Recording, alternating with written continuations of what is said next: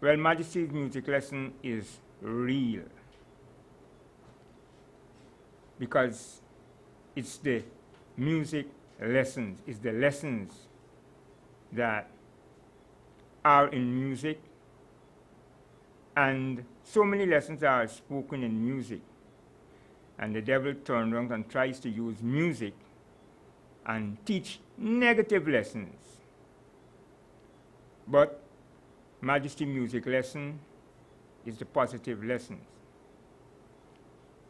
And I will return to telling you about Majesty music lesson and why you need to pay attention to conscious music. Now, on the previous week, I was speaking about power and the fact that you have to have power to live. If your body runs out of the ability to harness and utilize power, then you die. This is why it's important to deal with the riches of health. Because as His Imperial Majesty says, when health fails, all else comes to naught. If there aren't people to keep up, most buildings, they will crumble. Unless they're made of stone, ancient stone, or ancient arts of making stone. And even some of it crumble or is vandalized. But unless it's massive, unless there are persons repairing the cracks and the, parts of it, or much of it will crumble. So health is what keeps the earth going. So the people must be given power in order for them to be healthy. So this is why I told the people that they have to get power. Right now, power is garnered in this country, firstly, through the collective ballot, right, of the people. This is the present system. It's the present system in most areas of life. Even if you go to football, the organizations have votes, and that's how they decide the membership of the executives of the different sports bodies. So the fact is, though, that the people have to get power. The thing is, when people are elected, their job is to return that power that was given by the people to the people, because the power belongs to the people. Unfortunately, the Europeans set up a system without probation, where it comes to presidency. And that needs to be corrected, because the people have no power until 4 years later, which has now been changed to 5. In America, it's still 4. Persons who come in supposed to be on probation, maybe for a year. And the people need to have the power of recall. So, if you don't want to be recalled or questioned, then you would do the right thing, which is simply return the power to the people. People speak about money power, which has become the tool, and I emphasize the word tool, whereby societies function or change services or utilize services. Now, money does not run the society. It is health that runs the societies. And this is why the government needs to return power to the people, because without power, they won't have health. Now let's check Guyana. We have a whole heap of people sleeping on the pavements in unhealthy, unsanitary conditions. This never used to be. But we have a system that we brought in called capitalism, which does not deal with the health of the people. It deals with Lucifer. Lucifer's name is Lucifer, prophet, Satan. Prophet is his middle name. So when you speak them all together, you get Lucifer, prophet, Satan. Lucifer, prophet, Satan. So you can change his name to Lucy, because it's Lucy for prophet. Satan. It's all for profit. That's with the whole program. What did Satan tell the Christ? Serve me and you will gain all of this. You will gain this profit. Profit means gain. Gain means profit. And you will profit from all of this. It wasn't even his own to give. But this is the problem with the people. The people have been tricked. They're saying, serve me, and you're going to get this little crumbs. They ain't saying, serve me, you're going to get total health. Which is, you'll be able to eat anything that is good for your health every day. If it's 5 pears, you will be able to eat 5 pears. Plus, whatever else you eat. Not that you got to study today I can't buy a pear, boy. You know, today I can't buy. This is how many people live. Because the bills take priority over their health. Their bills. And this is why it's a slavery system. Capitalism is the continuation of slavery, where the people are enslaved in order to get little crumbs off the table of the masters. You have to slave yourself. Slave means without proper reward, without adequate reward. So, anytime a man works, at the least he's supposed to have is food, clothing, and housing. The least. I'm not speaking about luxuries, cars, etc., etc. The least. Suppose we have good housing, good clothes, and excellent food. So, the people have to have power if they want to change that situation. Because man has been educated to this selfish system.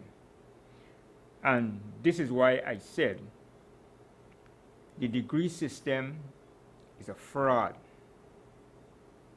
Because it has been taught on the basis of robbery, which is profit making. It's not a case where the people who produce what they produce get what they work deserve. It is much more extras put on according to what they say, market. Don't bother, the cost of this thing is only 5 cents to produce.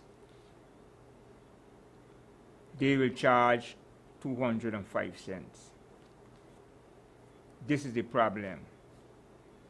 So, and this is why having governments, they're supposed to break that. Because remember, we came from the crime against humanity, which is called slavery, chattel slavery.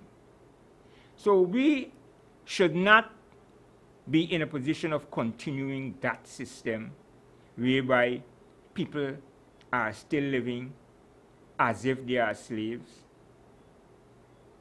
They don't know how tomorrow gonna go, so they gotta kill themselves today, and tomorrow and the next day and the next day. Or they don't know how the next week gonna go, they don't know how the next month gonna go, they don't know how the next year gonna go.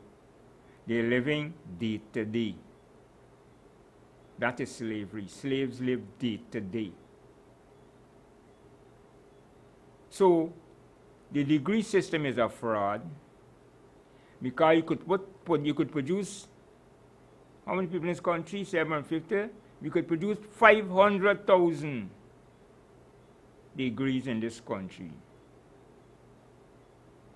Nothing's going to change, because degree is not the way to progress. This system, just like the system of how the country going to run, was given by the Europeans. That was given by the Europeans. We never chose our leaders through degrees. The people have been brainwashed. And that's why there's an article from the Second Congress where Burnham is talking that we can't just accept people into the Coffee Ideological Institute by just degrees anymore. They can got to be orientation. Well, by GC you were saying. But that applies to degrees also. It has to be by orientation. Because the people who have degrees, they're educated to make money for themselves. For themselves. They're not educated to build no country or to help the people around them. And they pretend they're Christians. Pretend. Everybody's a Christian. But do they act like the Christ? No. It is shocking when, if you're honest, you take a good look. Honest means truthful, you know. And this is why I come and I say what I say, and I call Burnham name. And I have to call Castro name. When you look, you see the people who they call vagabonds are the ones who are giving free education from nursery to university, free hospitalization, giving land to the people, land to the tiller. As long as you want land, the tiller got to get. And it says in the Constitution, land is for use rather than for profit, you know, and must go to the tiller. Cents. Now, we're supposed to have tons and tons of food to send to the rest of the Caribbean. We used to have it. So, our concept of living in this country has to be changed. Because the degree system is not turning people into human beings. It's turning them into beasts. Because they're educated to make money. Get this degree because you're going to make more money. For who? To help your community? No. For yourself. That's why Burnham didn't care if you got a degree or not. If you were in the Vanguard Party, which he called the PNC at that time, you have to lead. And you are responsible for the state of your community. Because his understanding of socialism was that it was people power. Strictly people power. So I want to read a little bit from this. So I haven't read from it a little while. But every time I read it, it's like unbelievable. Now, this is the Second Congress of 1977, which is 40 years ago, right? August 12th to 20th, 1977. So 40 years ago. This is September.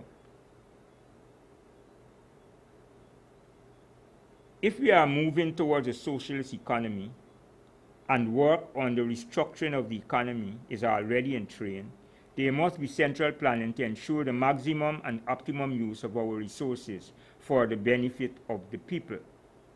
This, to my mind, is not inconsistent with the cooperative structure, which can be an integral part of the planning machinery. New agencies will have to be instituted, as well as methods of communication and monitoring. One of socialism's chief recommendations is that the workers' freedom and real participation in the vital matters affecting him and his comrades are increased, and he himself and his real potential. The worker must be rewarded. We must not assume that everything is cut and dry and all the answers to the smallest details are already found. Experimentation will have to be done. Let us not fool ourselves.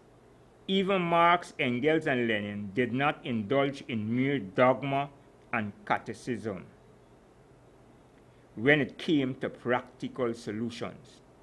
We have under state ownership large enterprises like bauxite, Guy Mine, sugar, Gaisuco, trading, Guyana stores.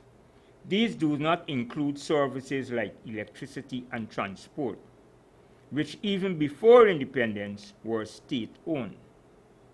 The question of converting them into cooperative enterprises in the broadest sense is an important, if not difficult one. Merely to speak of workers' participation and or workers' control without proposing sensible plans is mere mouthing, of which even babes are capable. Of course, the workers must be intimately involved, but the state, which at this stage still has the task, if not the duty, of coordinating and synthesizing, also has a stake. Further, man has at least three basic roles: producer, consumer, and citizen. He is therefore entitled to participate and be involved directly and or indirectly in these roles.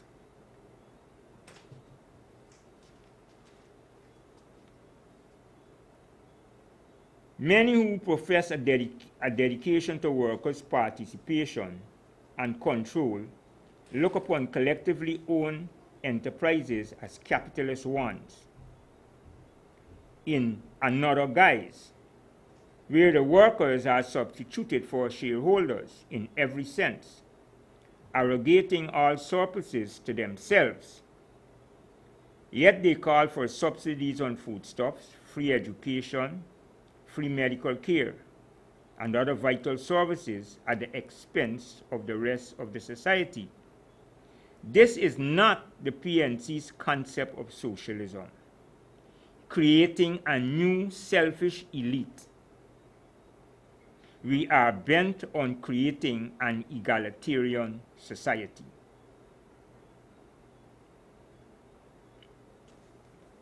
I skipped two little verses because I wanted to get as far as possible to that end part. Listen to it again. This is not the PNC's concept of socialism, creating a new selfish elite. We are bent on creating an egalitarian society. An egalitarian society is one in which everyone lives at basically the same level. not some people sleeping on the pavement. And that is where, due to they can't afford housing, they sleep on the pavement, and that's how they get involved in drugs like crack. Because that is the cheap drug, the cheapest drug around, crack.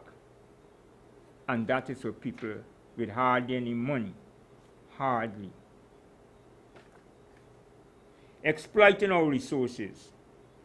It is interesting and educative to hear from leaders in various socialist countries of their respective experiences in building socialism. The ingenuity, initiative, and imagination which had to be displayed are in many cases breathtaking and is all absorbing. Some of these countries started at as low a level as ours, and in some cases lower. That's the problem with Venezuela. Chavez them start at a low level because the people weren't even educated. A very low level in Venezuela. So it's millions of poor people, and it was just a small dent he was able to put in it using the oil money. That's why he was hated, and still is. As I noted earlier, Guyana is endowed with great resources, too many of which lie dormant and are ignored. The chief interest the Dutch had in Guyana originally was annatto dye. Now we import dyes. We once exported peas. Now only import restrictions prevent us from wasting foreign reserves on imported peas. We're back again to doing those things. We once produced tannin to convert hides into leather. Today we import synthetic substances for the same process.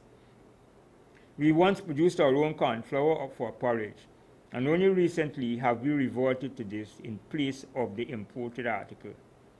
Molasses is an ideal source of yeast for human and animal consumption, and of vinegar. And only on the direction of the cabinet have these processes been started on a large scale. Persons grow grass unfit even for cattle in their yards and complain about the prices of green vegetables. All these are simple examples of resources which are indigenous and which have been neglected. The number is legion. Our first duty is to identify our resources and then to develop them economically using our initiative and the tools at our disposal. Recently, I was shocked to learn that a would-be farmer who owned a fertile plot of reef sand was waiting for a tractor to plow it. Socialism is about the distribution of plenty for all. Plenty has to be produced and by human beings. The Lord no longer sends manna from the heavens to feed his children. With training, experience, and hard work, we can produce for ourselves, the nation, and export. This is our only hope of survival. What is more is that we must seek to use, by learning new techniques, what is now considered waste. Rice bran can produce edible oil, and so can the nuts of wild palms growing in our swamps. Rice husk can produce paper as well as rice straw, which also is the raw material for rope.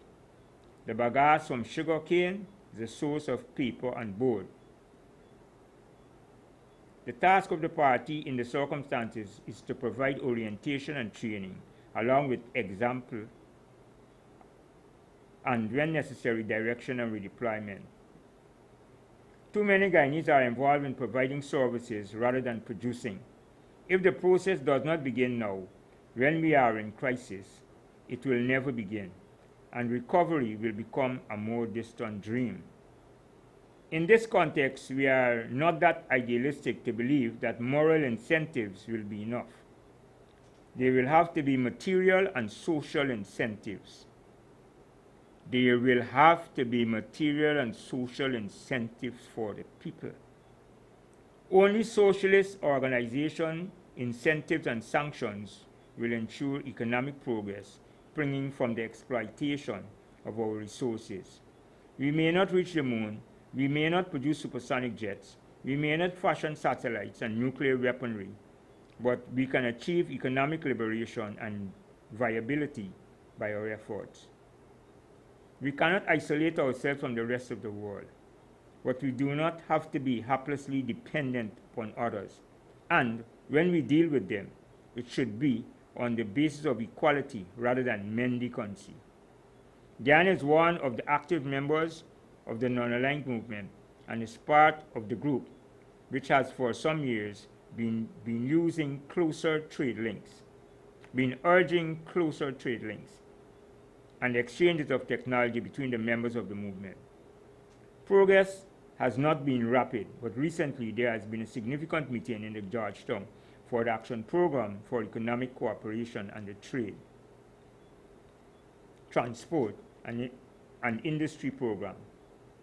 And methinks I see a breaking of the dawn. Right? That's most of that part. If we are to organize more rapidly for production, not only shall we have to institutionalize the cooperatives and cooperative communities, but also we shall have to restructure the syllabus and methods of the Kuru Cooperative College. In spite of efforts, there are still too many cooperative officers who merely carry out jobs, do not understand the new concept of the cooperatives, and are still hidebound by the Rochdale model. Others see themselves as supervisors rather than co-workers with fellow cooperators, taking a lively and active interest in the communities in which they live, move, and have their being. Again, too many have been influenced by the condescending social welfare encrustation, which was the legacy of the post-war pre-independence exercise. A patronizing adjunct to the welfare state and coming into being in Britain, Would-be cooperative officers will have to be politically trained and oriented to understand and be enthusiastic about the new concept and trust. Their preferment should not be dependent upon caution, the number of so-called cooperatives they keep alive, their seniority, and their often imaginative, semantic, inaccurate, self-defending reports. Rather, it should be dependent upon the number of successful cooperatives and cooperatives in which they have been intimately involved. GC O-level should no longer be the entrance ticket, but a successful completion of theoretical and practical courses at Kuru and Coffee Ideological Institute. Henceforth, this will be the case, and the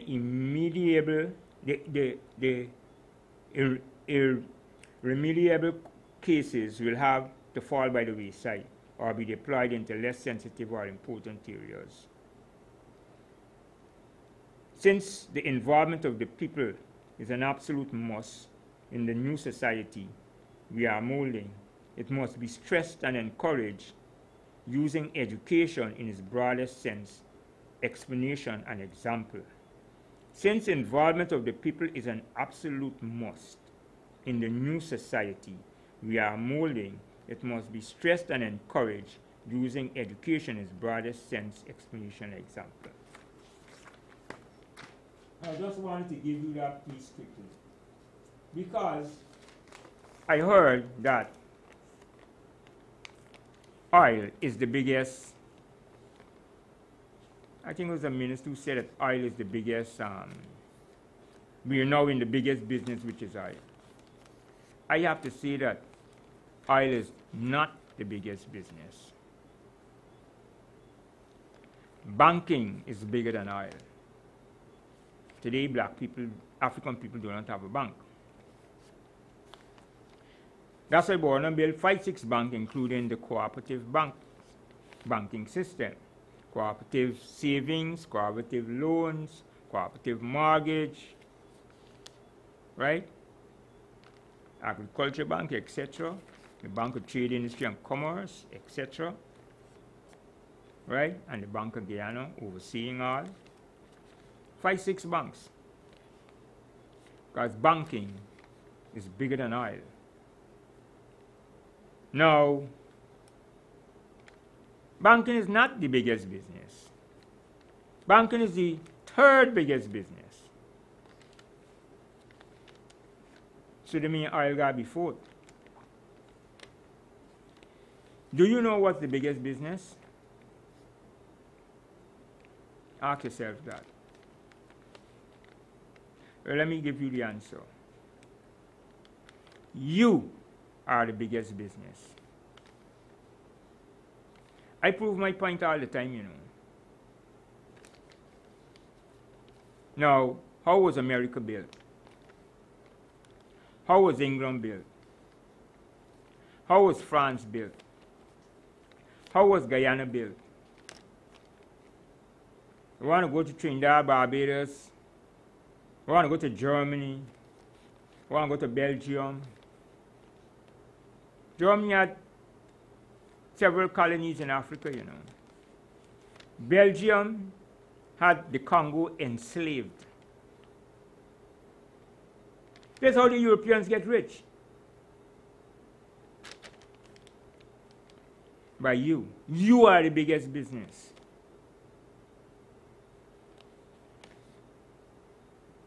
You know how much riches they made? Do you know where they get all the money and the wealth to invest in all what they did? You know they got all the money now that they could lend you back at exorbitant price and hold hegemony in the world and buy up all the cocoa and buy up all the wheat and buy up everything and hold hegemony in the world. Go and check the history. You want me to go and get the people with all the inventions black people made and read them again? Do black people produce one of those commodities? Do they produce 10 of them? Do they produce the millions of these things? Like the same street people we see driving around? You know that African invented that? The European has all. So that's why now I could tell you was the second biggest business in the world. You the first. The second biggest business in the world is robbery. How do you think they get money to put in banks?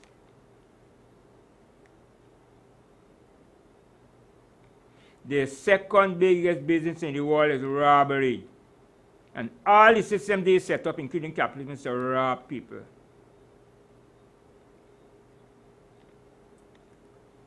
Do you understand why you have so many lawyers? Why the justice system is so extensive? And why they got to get so many laws? Because it's a dishonest world. The whole heap of people trained in dishonesty. So robbery is the second biggest business in the world. Black people are robbed and continue to be robbed. And until we get wise people who are not wise as the serpent, who are wiser than the serpent. I improve on Proverbs. Don't be wise as a serpent, be wiser than the serpent. We can continue to be robbed. So you're the biggest business. And how did the government get in power? Through you.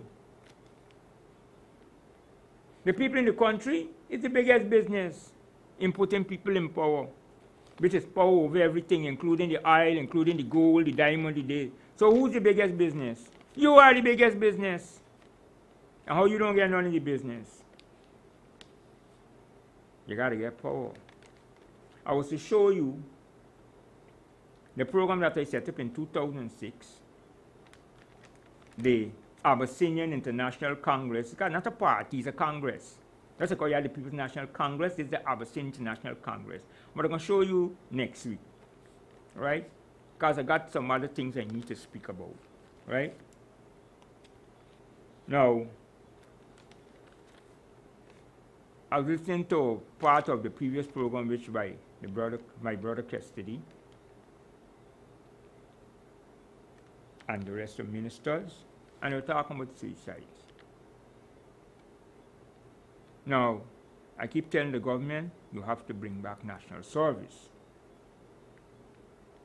Now, all the production that Burnham was talking about, National Service was totally involved. The youths in there were busy producing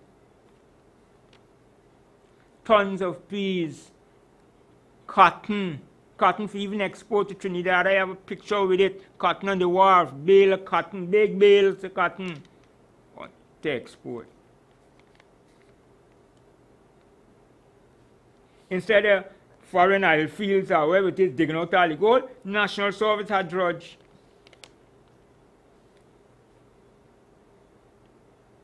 It's best the National Service was digging out all the gold.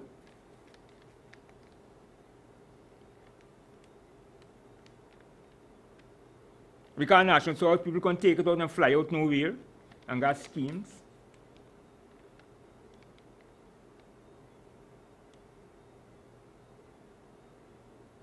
Private people, they could do what they want, fix a plane and fly out here and fly out here and fly out there. So when you bring in capitalism, you bring in corruption. When we had socialism, we had suicides.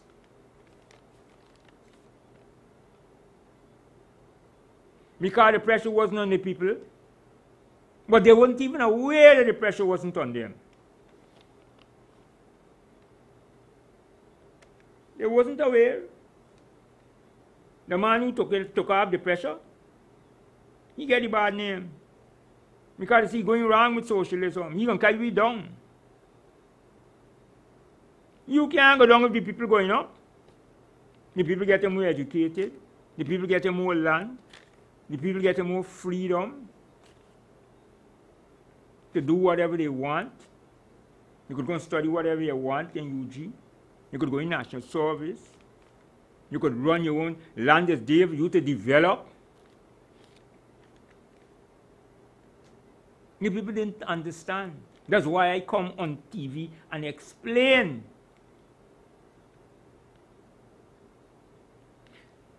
Plenty of people talking about Barnum now.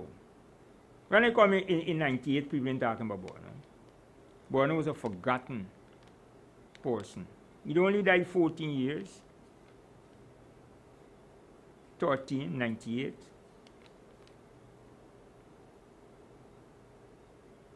First thing I did 99 was clean Barnum played field. And a man told me in that party, it's what y'all doing? What y'all think y'all doing? Y'all trying to bring back Barnum zombie or what? Me and the one brethren who was doing it. Barnum dead. I looked at you, I said, Barnum dead? No, not Barnum dead. It's y'all dead. When people do good, they don't die. They think they could kill Castro.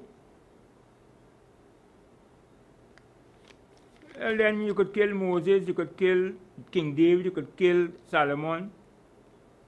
You could kill the Christ and all. You see here, huh? You could kill Selassie too. You could kill Bob Marley too. He tell you, you are got tired face in my face. Oh yes, can't get me out of the race. So, as I'm speaking about that, I plan to speak a little bit on music.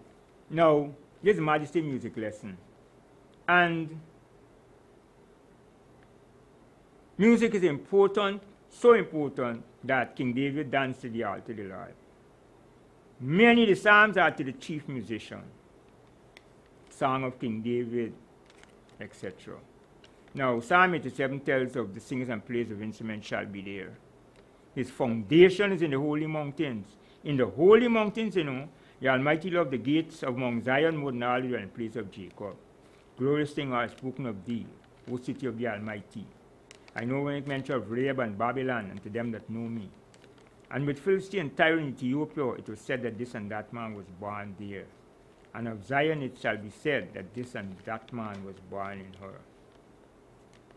And the Almighty shall note when he write of the peoples that this and that man was born there. And the highest himself shall establish her. And the singers and players of instruments shall be there, for all my springs are in thee. Springs come out of the singers and players of instruments, who come from the foundation of the holy mountains. So they mean it's consciousness you have to be singing. So I got to give a great respect to Rasai Water, who passed in Canada. And I know there's going to be a program for him, you know? Yeah. Because he was trying to revive reggae music before he returned to Canada and did some work over there. Unfortunately, he didn't get to come again. But he did some great work and was trying to revive reggae music bands by teaching music and organizing bands. Several he was working with. And I have to give great respect to those who before him, like Forrest Bond, etc., Mr. Fraser, and others who were active promoting reggae in Guyana. And so this time I must give great respect to the reggae gospel artists who have been keeping reggae in the airwaves and flying with conscious lyrics. The brother Cassidy and his crews, because he got a lot of crews, you know. And great respect to keeping gospel reggae flying with conscious lyrics. And I wish them continued success. And I know as long as you go the right path, you always get success. It's ordained. You know? You're going to tire to see my face. Can't get me out of the race. So great respect on behalf of Majesty Music Lesson. Because that's what Majesty Music Lesson deal with. Consciousness on behalf of the people. Now, capitalism is a fraud, and also teaching of the Bible. We were given in a fraudulent manner. The education system, the degrees were given in a fraudulent manner. And I want to prove that point quickly by reading from Numbers. You know? Because when I keep telling the government that they got to bring back national service, it like some people don't understand. And this is Numbers 1. And the Lord spake unto Moses in the wilderness of Sinai, in the tabernacle of the congregation, on the first day of the second month in the second year, after they were come out of the land of Egypt, saying, Take ye the sum of all the congregation of the children of Israel, after their families, by the house of their fathers, with the number of their names, every male by their polls. You see, they say polls. This is what we go to, polls. This is when you're numbering people by their polls. From 20 years old and upward, all that are able to go forth to war in Israel. Another Bible said, as in armies. Same thing. This one tell you plain. Take ye the sum of all the congregation of the children of Israel, after their families, by the house of their fathers, with the number of their names, every male by their polls, from 20 years old and upward, all that are able to go forth to war in Israel. Thou and Aaron shall number them by their armies. And with you there shall be a man of every tribe, every one head of the house of his fathers. And these are the names of the men that shall stand with you, of the tribe of Reuben. So, as in armies, you have to gather the young men in your country. But them call it mobilization, right?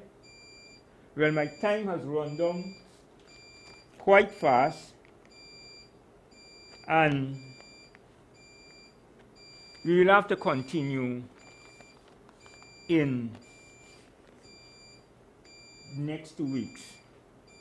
Now remember, you are the biggest business in the world. The Almighty will tell you also the same thing. The history of America and England and all of them will tell you the same thing. So, do not doubt. Majesty Music Lesson deals with the truth. And the Bible confirms the truth that I speak. So thanks to Save TV, thanks to Brother Dominique. And I'll see you in the next 2 weeks.